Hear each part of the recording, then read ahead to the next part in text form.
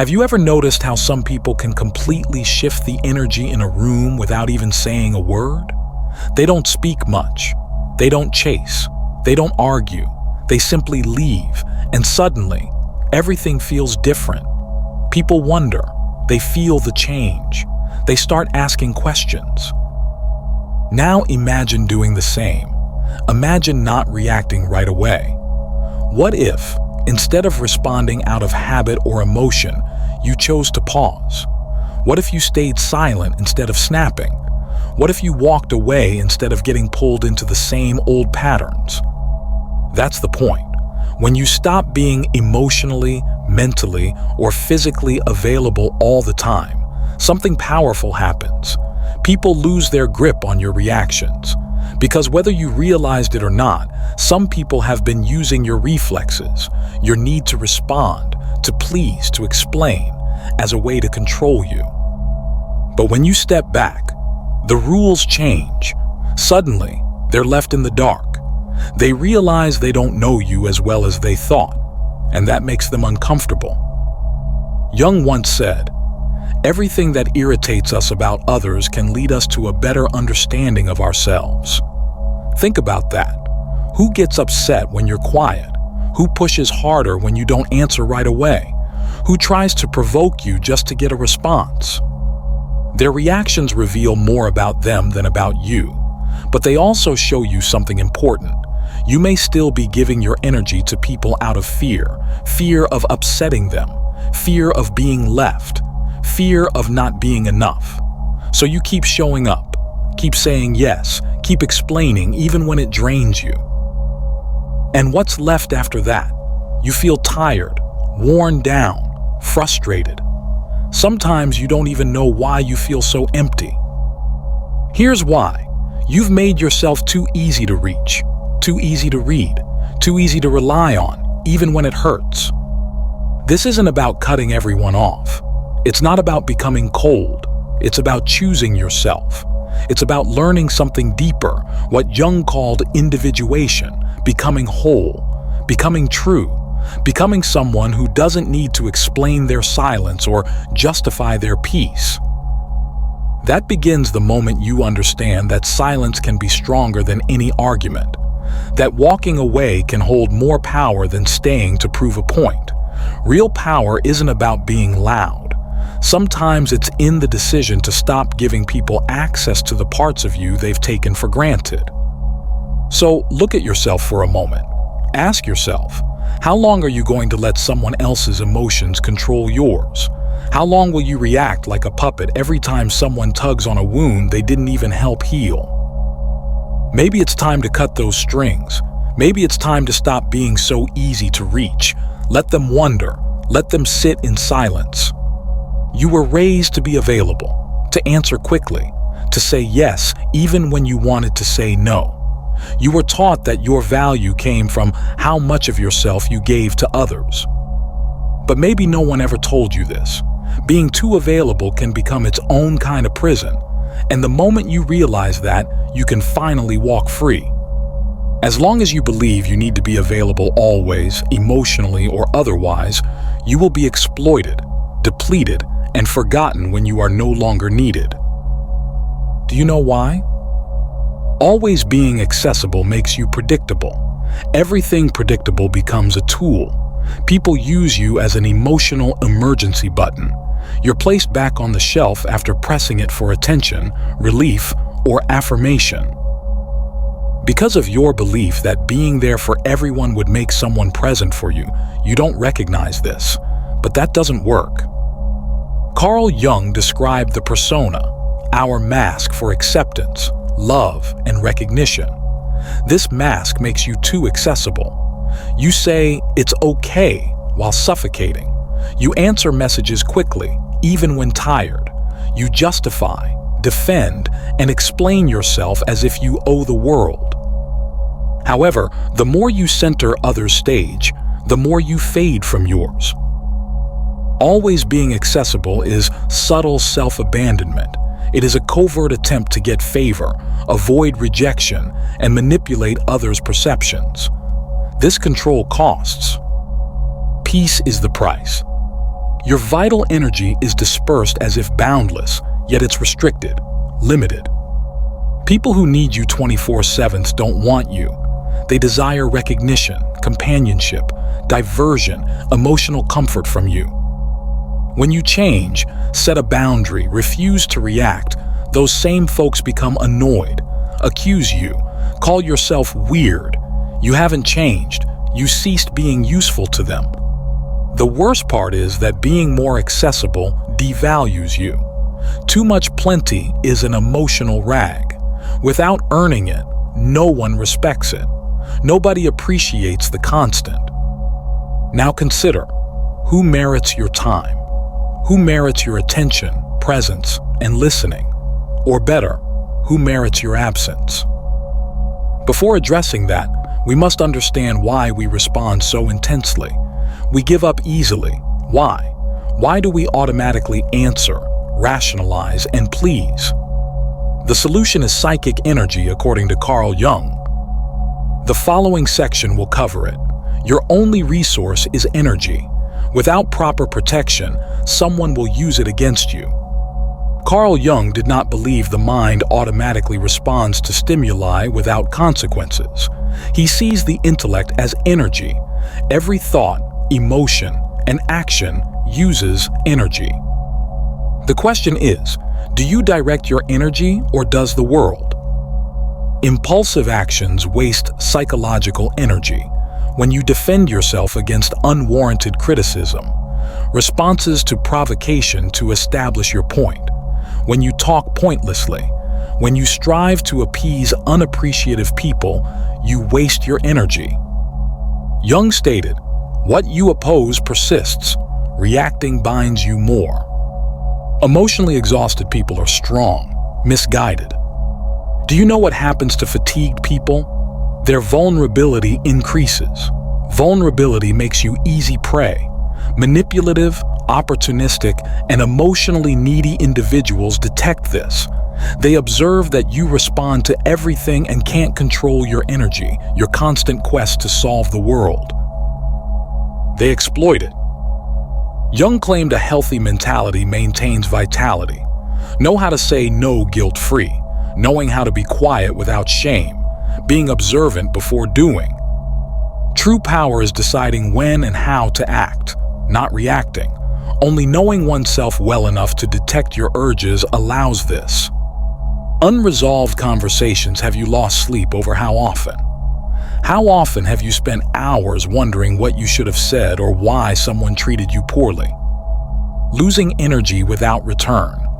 You perpetuate ghosts that should have perished long ago and feeding patterns that only persist because you react.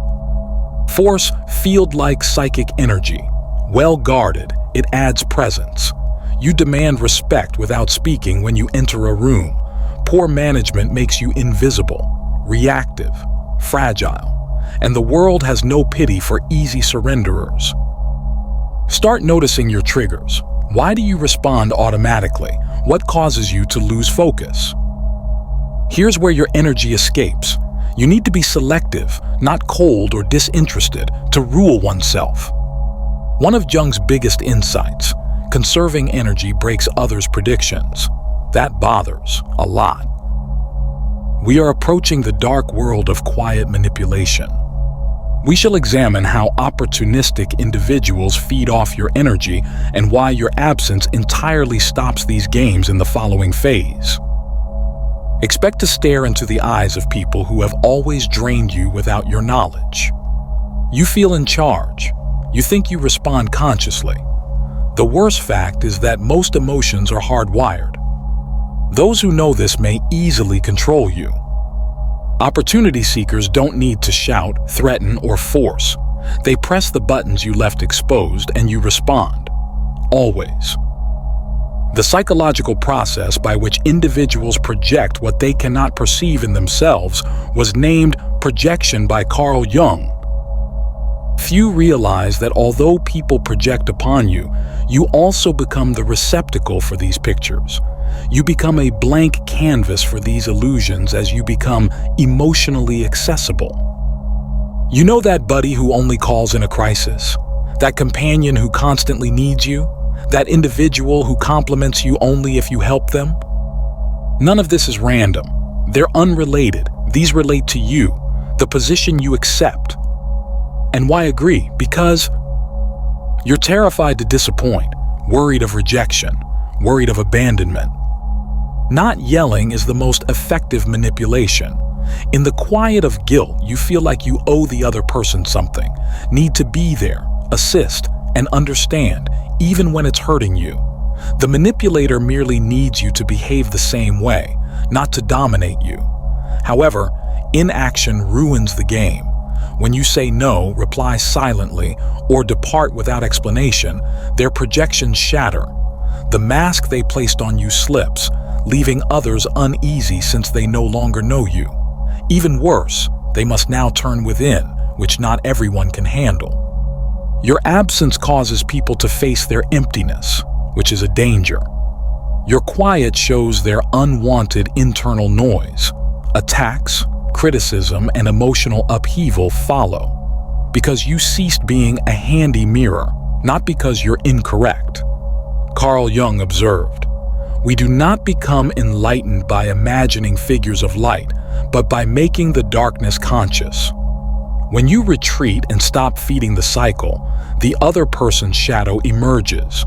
For people who have always used you as an escape, it is intolerable. What about you? Are you willing to endure being misunderstood, rejected, or assaulted for self-defense? Can you handle the stillness following the breakup? Because quiet births fresh power. We'll discuss it next. You will learn why silence is the most damaging weapon of the human brain and how it fundamentally affects your relationship with the world in the next section. The contemporary world is loud. Everyone wants to be heard, reply swiftly, win needless disputes, and establish their point, even if it costs them peace. Silence is a power few know and master. Instead of passivity or cowardice, purposeful, intentional, brutally clear silence. Silence that amplifies presence. Silence, according to Korean philosopher Jung, is fruitful ground for inner change. When you stop reacting, you observe. Emotional repeats, manipulative games, and self-sabotage cycles become apparent as you observe. Lucidity is harmful for control freaks, and silence facilitates it. Have you observed how some individuals worry when you don't answer, explain yourself, or disappear? Your silence takes away their narrative control, not because they miss you. Speaking keeps you in the game, but becoming quiet changes the rules, which unbalances those who depend on your reply. True quiet is energy mastery, not voicelessness, the reluctance to join someone else's emotional turmoil. It's choosing not to fight pointless conflicts. Jung believed that individuation, becoming who you are, requires distance because only in stillness can you listen to yourself without the world's influence. Silence is costly. It will alienate those who solely regarded you for your position. People who only observed you through their projections will find you incomprehensible. It might make you seem cold, aloof, or haughty. The reply was from those who simply wanted to deal with your usefulness, not your depth. As we grow older, we naturally become more mindful of how we use our words. It's not just about communication anymore. It becomes a matter of energy. Every sentence, every syllable, is an investment of our emotional and mental resources. And with that realization comes a powerful truth. Not everyone is entitled to hear your unfiltered thoughts. Sometimes the greatest strength lies not in speaking, but in choosing silence. That kind of silence isn't about withdrawal or weakness. It's about sovereignty. It's the calm that comes when you no longer feel the need to defend yourself, explain your choices, or be understood by everyone. There's a certain wisdom in knowing when not to engage. When you stop trying to prove yourself, when you stop explaining your truth to those who aren't listening with open hearts, you create a space, an internal stillness that becomes your sanctuary. And that quietness, It unsettles others. Because silence doesn't just leave room for peace.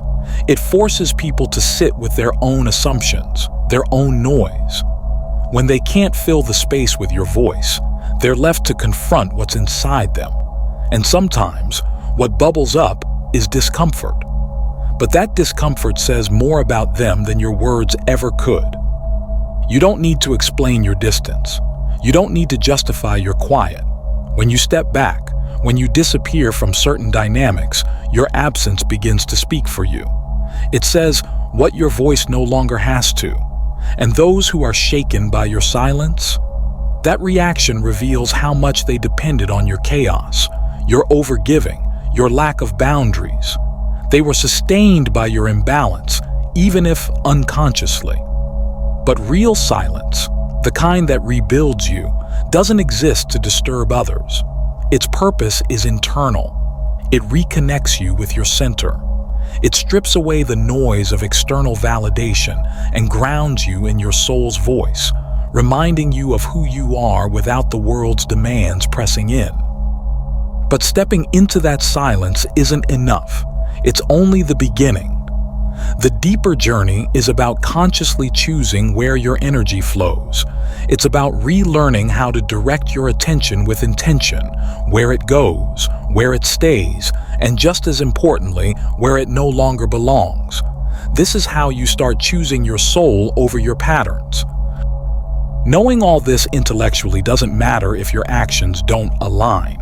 If you still say yes when you mean no, reply to messages that drain you, engage in arguments that leave you empty, or remain stuck in relationships that only feed your wounds, then you're only pretending to have grown.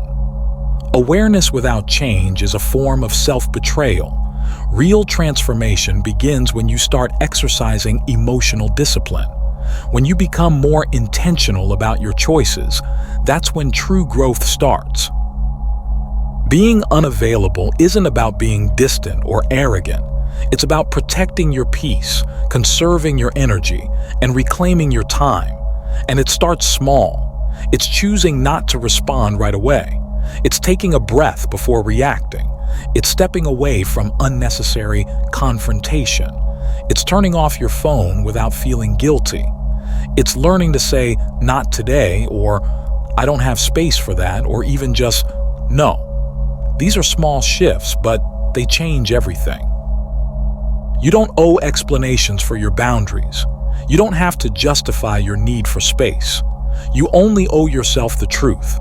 And yes, that will upset people. There are those who will push back, not because you're wrong, but because they benefited from the version of you who never said no, who always showed up, who abandoned herself to keep others comfortable. When you stop playing that role, you disrupt their script. You reclaim your life. Carl Jung once said that part of becoming who you are requires a sacred kind of solitude, not isolation rooted in sadness, but in self-discovery. There comes a time when you must quiet the world's noise and hear your voice, raw and unfiltered. That's where you begin to rebuild, not from the expectations of others, but from the truth you carry within. If you want to measure your growth, look at what happens when you become more reserved. Notice who pulls away when you stop people-pleasing. Observe who tries to provoke you when you set boundaries. Pay attention to who accuses you of changing when you finally defend your space. These aren't signs that you've done something wrong. They are signs that you are finally free. It's not easy at first. Choosing yourself will bring guilt. You'll wonder if you're being selfish, too harsh, or uncaring. You'll question whether you're doing the right thing. That's normal. That guilt comes from a lifetime of being taught to put others before yourself. But choosing peace will always feel foreign to someone who's only ever known survival. Don't let that discomfort stop you. You are unlearning a lifetime of self-abandonment. The act of walking away, of becoming unavailable, is a declaration. I choose myself. It's not about shutting others out. It's about letting yourself in. It's about finally stepping off the stage of performance and into a life that honors your needs, your soul, your truth. When you stop explaining, when you stop apologizing for your limits, you earn a quiet kind of respect, maybe not from everyone, but from the people who matter. Most importantly, from yourself. Not everyone will be able to hold space for your evolution. Your emotional absence will reveal their emotional dependency. Your peace will expose their need for chaos. And in that moment of truth, something breaks, but not you. You don't break, you break free. Because here's the truth. After the silence, after the distance, something sacred happens. At first, it's uncomfortable. It feels empty. But that emptiness doesn't last. It begins to bloom. From that quiet place, healing begins. You stop reacting. You start creating.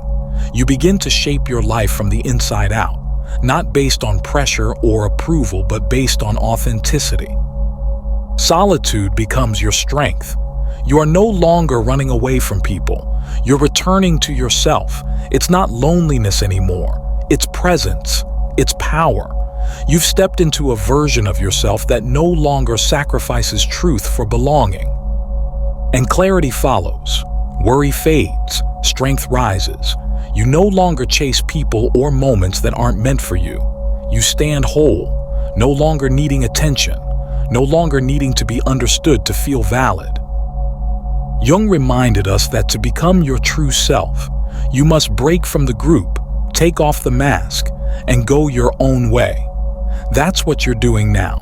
You're not abandoning the world. You're returning to your essence. And in that space, you create. You no longer react to life. You build it. Your absence from the old roles unsettles those who only valued your utility, not your humanity. You're no longer easy to access, and that makes you powerful. That makes you rare. This isn't a tactic. This is a transformation, a new beginning. You are no longer willing to live off emotional scraps, to participate in games of manipulation or perform love that costs your peace. From now on, only what nourishes your wholeness is allowed in your life. You've come this far because something inside you is ready to choose self-honesty over people-pleasing, ready to choose your soul, even if it means walking alone for a while. Because love, real love, doesn't require you to abandon yourself. True self-love says, even if I lose everything, I will not lose myself. So let me ask you, are you willing to be misunderstood, to be judged, even disliked if it means gaining your freedom? If this message resonated with you, write, "I choose my peace" in the comments. Let's see how many are ready to rise into a life of truth, freedom, and deep self-respect. And if you haven't already, watch the next video. It might shift something in you didn't even know needed shifting.